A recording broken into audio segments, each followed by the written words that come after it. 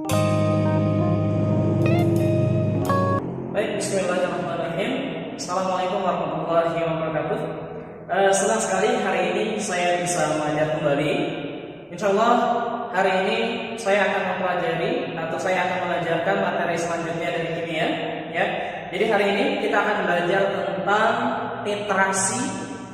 Kita akan belajar tentang titrasi dan juga pengenceran. Ya, setelah sebelumnya di pertemuan sebelumnya kita belajar tentang larutan buffer dan juga hidrolisis garam. Hari ini yang akan saya bahas adalah tentang titrasi dan juga campuran. Tapi sebelumnya saya mengucapkan selamat menunaikan ibadah puasa. Mudah-mudahan puasa kita lancar, kita juga semangat untuk menjalaninya. Tentunya manfaatkan waktu sebulan ini dengan sebaik mungkin untuk memanen amal, begitu ya, murid-muridku sekalian. Baik, ya, jadi hari ini kita akan mempelajari tentang titrasi asam dan basa, ya. Jadi materinya adalah titrasi asam basa. Ya. Jadi ini materi yang akan kita pelajari hari ini, yaitu materinya tentang titrasi asam dan basa. Nah, sebelum kita pelajari lebih lanjut tentang titrasi asam dan basa, kalian perlu tahu terlebih dahulu tentang alat yang kita namakan sebagai buret. Ya, jadi kalau kalian di laboratorium, nah kemudian biasanya alatnya bentuknya seperti ini. Kemudian di sini ada keran, ya, ada ceratnya. Nah ini namanya buret. Ya, nama alatnya adalah buret. Buret di sini ini biasanya ada volumenya dan volumenya tepat, ya. Kemudian biasanya ada sticknya atau pegangannya. Nah di sini ada alat untuk tempat gelas piala, ya. Nah di sini biasanya gelas piala kita tempatkan di sini. Nah ini gelas piala seperti itu, ya. Nah, di sini di dalam teori titrasi asam dan basa nanti akan muncul dua jenis larutan. Nah, yang di atas, nah ini kita namakan sebagai larutan standar. Larutan standar itu adalah larutan yang sudah diketahui konsentrasinya. Itu kita namakan larutan standar. Jadi konsentrasinya sudah tetap. Contohnya biasanya adalah NaOH. Ini larutan standar, contohnya adalah NaOH. Sedangkan yang ada di bawah, nah ini kita namakan sebagai titrat. Titrat itu apa? Titrat itu adalah zat yang ingin kita ketahui konsentrasinya. Jadi misalnya di sini suatu asam, konsentrasinya berapa, ya? Molaritasnya berapa? Nah, di sini kita cari dengan menggunakan titrasi asam dan basa dengan menggunakan alat buret. Jadi ada dua jenis larutan. Yang ada di gelas piala ini kita namakan titrat, sedangkan yang ada di atas ini kita namakan larutan standar atau titrat. Seperti itu, ya.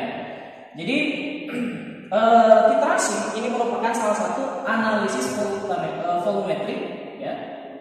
Analisis volumetri. Apa itu analisis volumetri? Jadi analisis untuk mengetahui volume, ya, analisis dengan menggunakan volume, gitu, ya. Ada juga nanti mungkin analisis gravimetri dan seterusnya.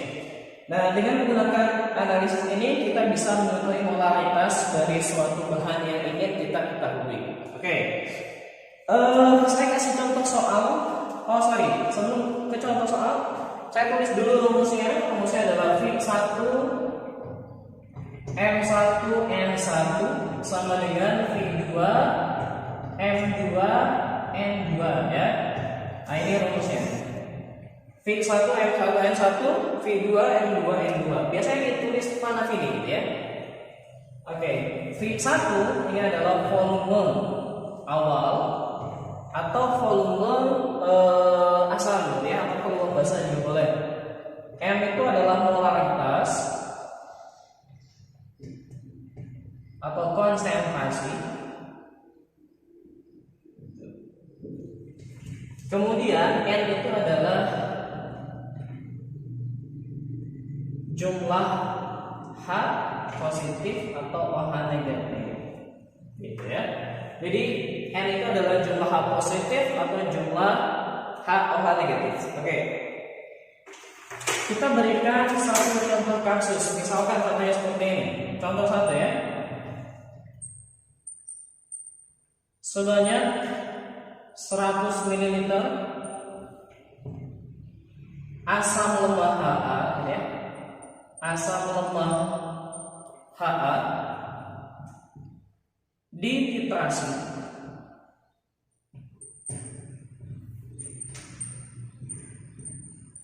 ya. Sebanyak 100 ml asam lemah HA dititrasi dengan 50 ml NaOH 0,1 molar, gitu ya. Pertanyaannya adalah tentukan konsentrasi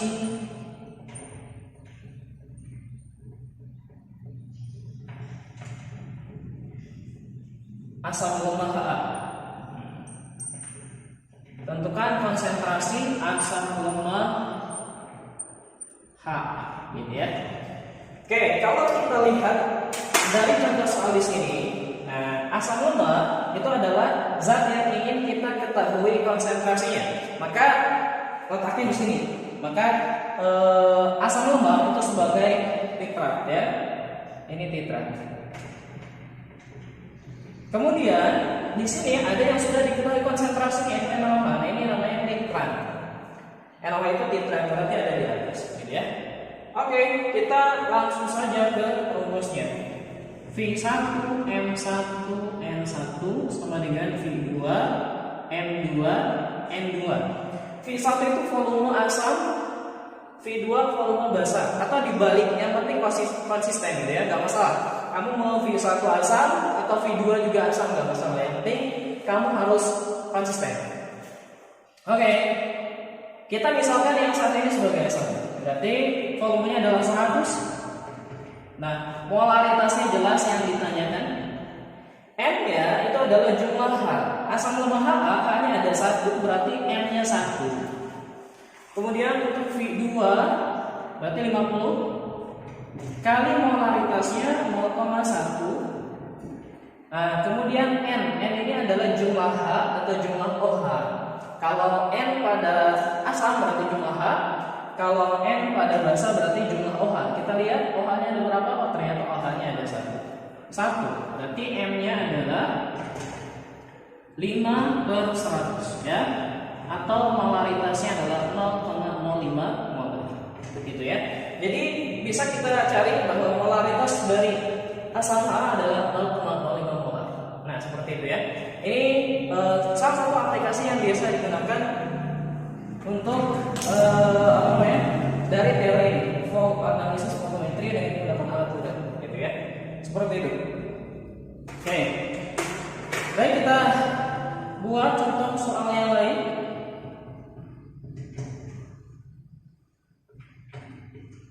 Oke. Misalkan contoh soal yang begini. 2. Diketahui data titrasi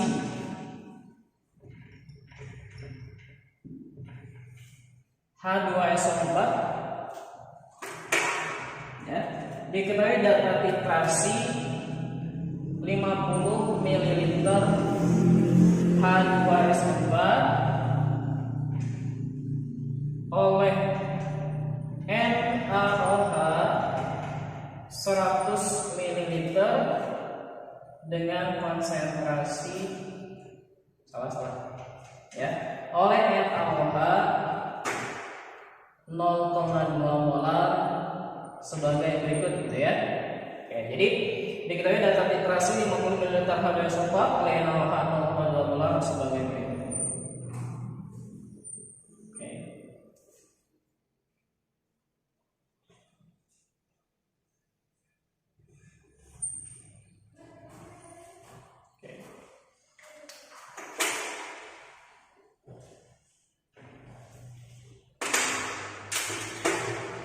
Udah mulai habis nih ya, Astagfirullah. Ini VH2SO4, ini VNO4 ya.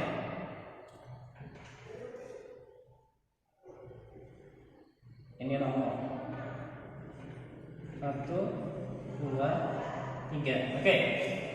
Kenapa di sini ada tabel? Jadi biasanya untuk analisis volumetri itu tidak dilakukan sekali, karena kalau hanya sekali itu datanya tidak dapat digunakan gitu ya. Sehingga harus menggunakan 3 kali ulangan sehingga datanya bisa dipercaya. Nah, biasanya 3 kali ulangan gitu ya. Jadi volume H2SO4-nya tetap 50 mili ya, 50 mili gitu ya. Sedangkan misalkan ini contoh saja, volume NaOH itu misalkan 49, 50 dan 51 ml. Ya, setelah dilakukan pengulangan ternyata NaOH itu dihasilkan seperti ini. Ini contoh soal. Nah, yang ditanya adalah MH2SO4-nya berapa? Gitu ya. MH2SO4-nya berapa? Oke. Maka kita pakai rumus yang tadi, V1M1 sama dengan V2M2 ya. Oke, V1-nya kita misalkan sebagai asam H2SO4, berarti volume H2SO4 itu 50 ya, 50. Kita ambil rata-ratanya, berarti 50. Oke, itu V1-nya. Kemudian yang kedua adalah molaritas dari NaOH tidak diketahui. Molaritas dari H2SO4. Sekarang N dari H2SO4, N itu adalah jumlah H-nya. H2SO4 H-nya ada 2, berarti 2. Seperti itu ya. Kemudian selanjutnya kita lihat volume NaOH 49, 50, 51. Maka kita harus cari rata-ratanya ya, berarti 49 ditambah 50 ditambah 51 dibagi 3 ya. Kita ambil rata-ratanya dulu, maka dapat 50. Kita masukkan 50. Kita lihat molaritasnya berapa? Molaritasnya 0,2. N-nya, N dari H2SO NaOH. Lihat N-nya, OH-nya ada berapa? Ada 1. Ya. Berarti M sama dengan 50 dikali 0,2 itu sama dengan 10 dibagi 50 kali 2 100. Jadi jawabannya 0,1 molar. Oke, nah seperti itu ya. Jadi ini teori tentang titrasi asam. Setelah barusan kita pelajari tentang titrasi asam dan basa, materi selanjutnya adalah pengenceran ya. Materinya adalah pengenceran larutan.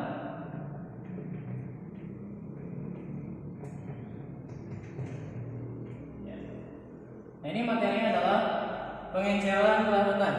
Jadi pengenceran larutan itu adalah menambahkan pelarut ya. Pengenceran larutan itu adalah menambahkan pelarut ke dalam suatu larutan pekat. Menambahkan pelarut ke dalam suatu larutan pekat sehingga didapatkan konsentrasi yang lebih encer. Itu namanya pelarutan atau pengenceran. Oke. Jadi misalkan ini adalah H2SO4 0,1 molar sebanyak 50 ml. Nah, ini H2SO4 0,1 molar sebanyak 50 ml. Kemudian ke dalam H2SO4 ini, ke dalam stok ini ya, kita tambahkan 50 ml H2O. Ya, kita tambahkan 50 ml H2O atau air. Jadi awalnya 50, ketika ditambahkan 50 mili, maka nanti akan terjadi perubahan volume. Ya. Volumenya itu berubah dari awalnya 50 menjadi 100 ml, gitu ya. Awalnya 50 ditambah 50 menjadi 100 ml. Tapi berapa H2SO4-nya? M-nya berapa? M-nya berapa? Nah, ini yang kita namakan sebagai pengenceran, gitu ya. Jadi pengenceran itu konsepnya seperti itu. Jadi suatu larutan pekat ditambahkan dengan pelarut sehingga dia molaritasnya berubah. Berubah menjadi naik atau berkurang, berarti menjadi berkurang karena ditambahkan dengan air. rumusnya itu hampir sama dengan rumus yang tadi, tapi tidak ada n. Jadi rumusnya begini, V1 M1 sama dengan V2 M2. Nah, rumusnya seperti ini. Ya. V itu adalah rumus volume awal. Volume awalnya berapa? Awalnya 50 kan? 50. Molaritas 1 molaritas awalnya 0,1. Nah, volume kedua itu adalah setelah diencerkan, berarti dapat 100. Molaritasnya kedua itu yang ditanyakan. Ya, jadi molaritasnya sama dengan 50 dikali 0,1 dibagi dengan 100 ya, 5/100 jadi 0,05 molar. Gitu ya. Sehingga molaritasnya berkurang menjadi 0,05 molar. Nah, di dalam pengenceran ini ada yang kita namakan faktor pengenceran ya. Ada namanya faktor pengenceran. Dari mana kita mendapatkan faktor pengenceran? Itu dari molaritas 1 per molaritas 2 atau dari volume 2 dibagi dengan volume 1. Ini kita namakan faktor pengenceran. Misalkan untuk soal ini faktor pengencerannya adalah molaritas satunya 0,1 per 0,05. Nah, volume 2-nya 100 per 50. Ya, jadi faktor pengencerannya adalah 2 kali gitu ya. Jadi H2SO4 ini kita encerkan 2 kalinya. Itu kita lakukan faktor pengenceran gitu ya. Oke. Jadi ini namanya pengenceran larutan. Seperti ini teorinya. Oke. Tadi setelah kita pelajari tentang literasi, kemudian kita pelajari tentang pengenceran larutan, ya. Berarti ini yang kedua. Yang ketiga atau yang terakhir yang akan kita bahas itu adalah pencampuran larutan.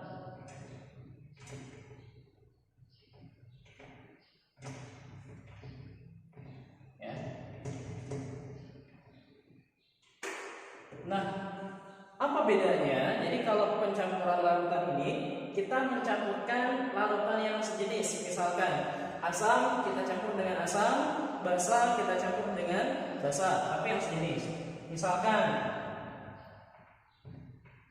ya, ini misalkan 50 ml HCl 0,2 molar, ya, 50 ml HCl 0,2 molar. Ke dalam HCl misalkan kita masukkan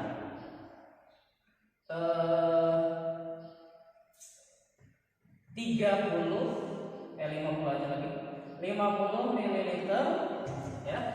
Ke dalam HCl ini kita masukkan 50 ml HBr gitu kan. Kita masukkan 50 ml HBr 0,1 mol.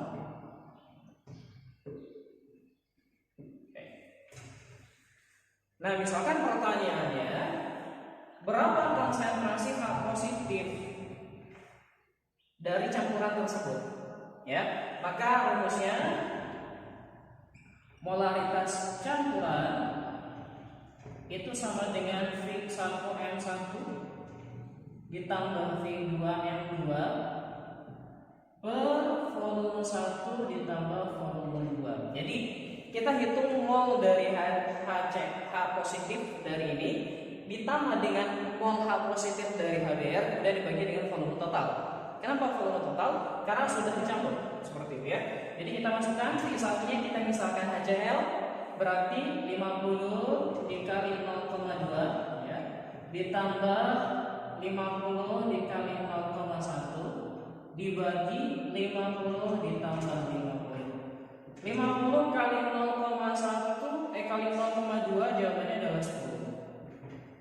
50 kali 0,1 jawabannya 5 per 50 ditambah 50 100 ya. Jadi 15 per 100 maka jawabannya 0,15 molar. Oke, jadi sehingga H+-nya dapat, ternyata H+-nya adalah Apakah ini berlaku untuk bangsa? Berlaku, asal sejenis, gitu ya. Itu namanya rumus pencampuran seperti itu. Misalkan ya, dari soal ini kemudian ditanyakan pH-nya. Ya, dari soal ini misalkan ditanya pH-nya berapa, maka kita masukkan saja ke rumus yang biasa. pH sama dengan negatif logaritma konsentrasi tahap positif, ya, negatif logaritma 0,15. Nah, 0,15 ini kan kalau kita ubah menjadi 1,5 kali 10 pangkat min 1, maka lognya adalah 1 min log 1,5, ya. Seperti ini. Ya, ini materi yang kita bisa pelajari hari ini, ya. Jadi ada 3 yang kita pelajari. Yang pertama tentang literasi, yang kedua tentang pencarian larutan, dan yang ketiga yang terakhir tentang campuran larutan. Seperti itu ya. Baik teman-teman sekalian, seperti itu materi yang bisa kita pelajari hari ini. Mudah-mudahan materi bisa memberikan manfaat bagi kalian dan juga bagi saya. Jangan lupa untuk komentar sebagai tanda kehadiran kalian dalam mempelajari materi ini. Saya akhiri, terima kasih. Wassalamualaikum